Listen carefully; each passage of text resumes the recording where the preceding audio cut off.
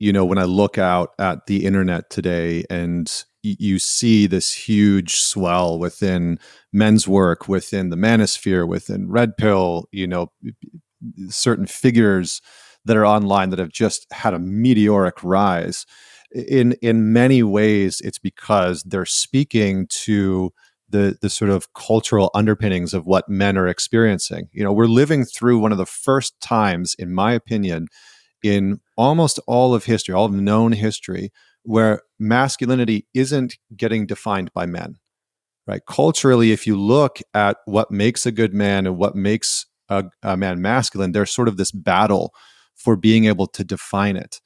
And I think it was Yuval Harari in Sapiens, maybe it was Homo Deus, where he talks about how in the future, the wars will be fought within intersubjective reality, within the reality of story, within the reality of narrative.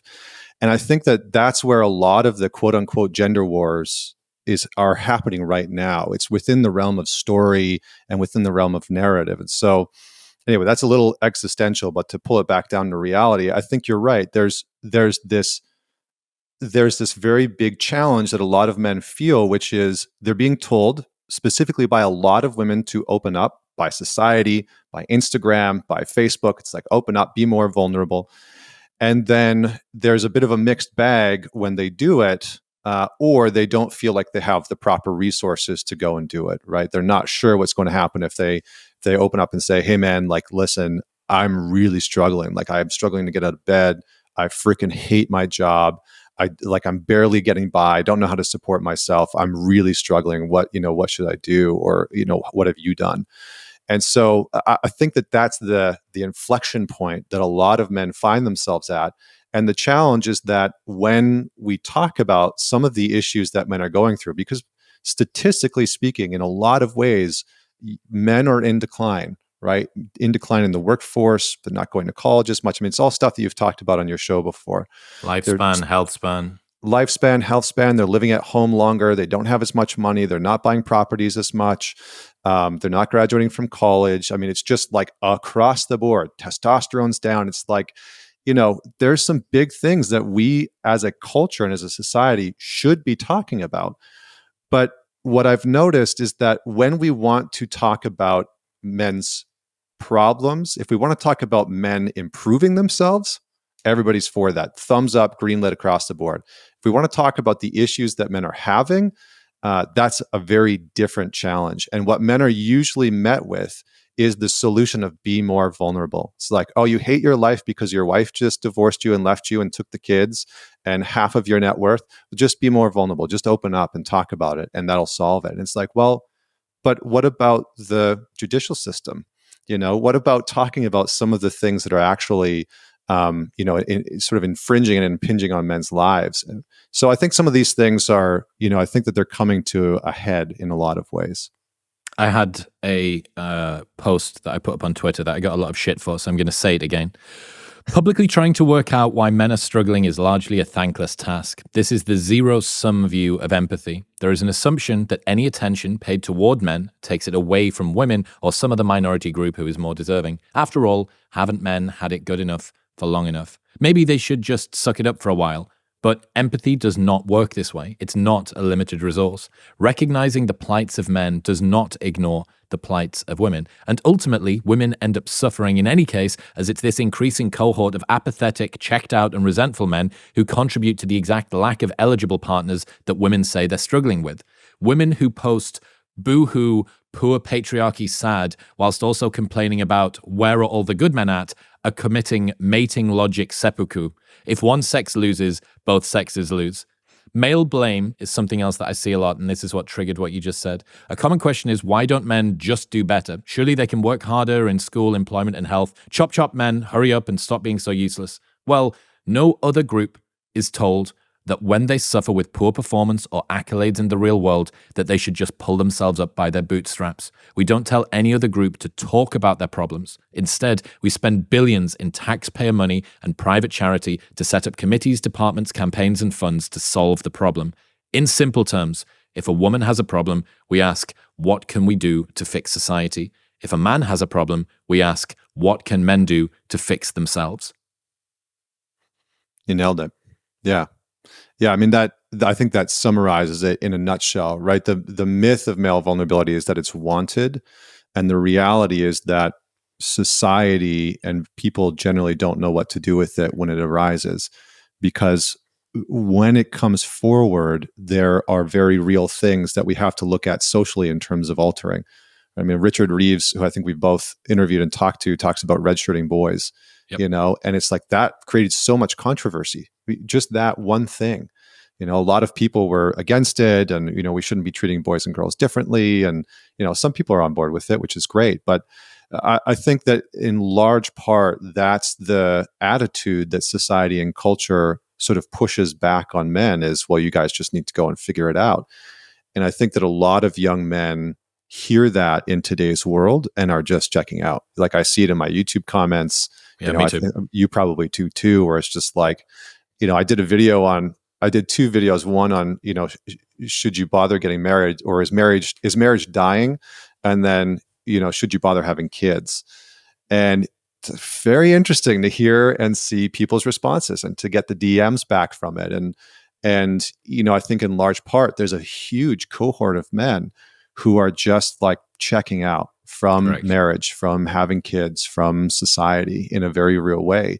And that should be cause for concern. That shouldn't be like, we should not be approaching that problem. If women were just checking out from culture and society, like in large numbers, I do not think that we would be approaching that problem with the sense of, well, you either just need to get your shit together or you just need to sit down and talk about it.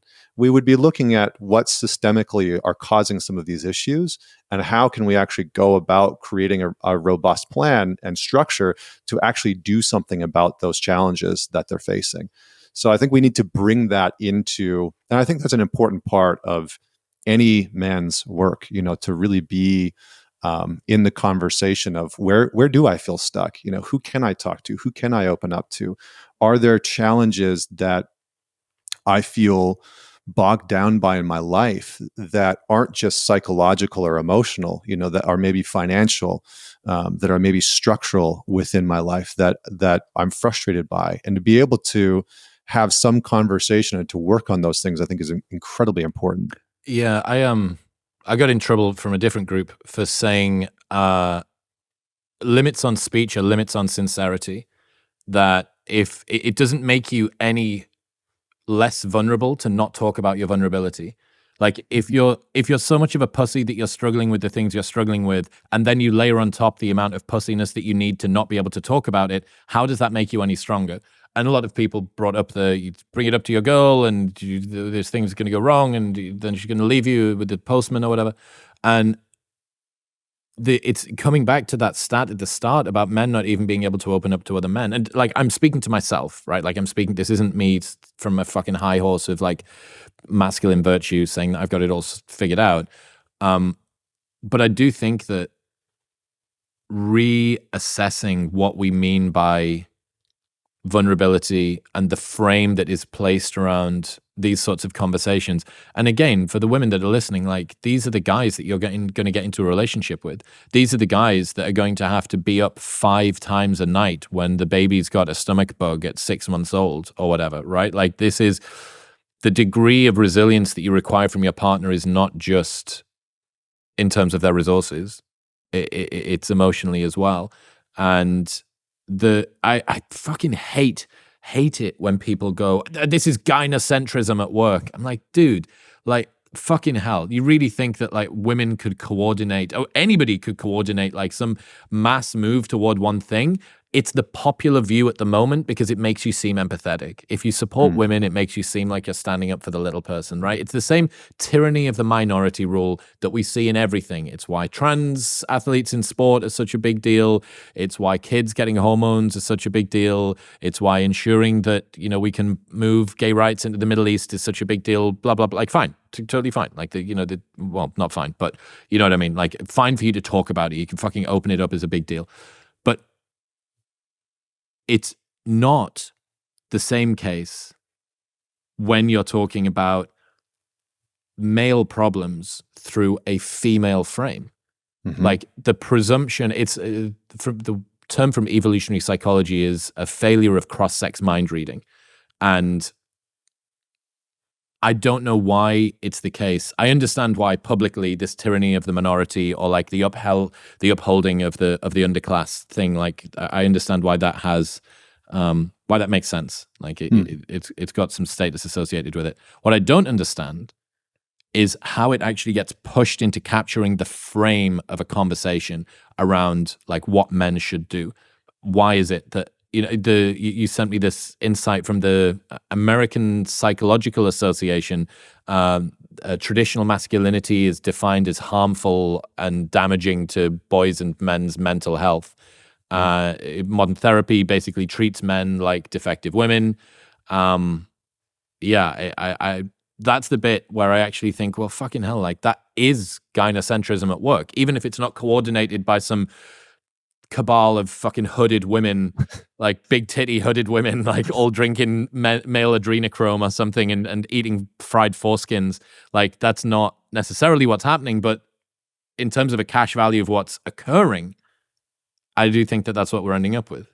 I'm just waiting for the animated videos of your commentary and then the animation on the front, like big titted, hooded women frying up foreskin. It's, have you ever seen Midnight Gospel?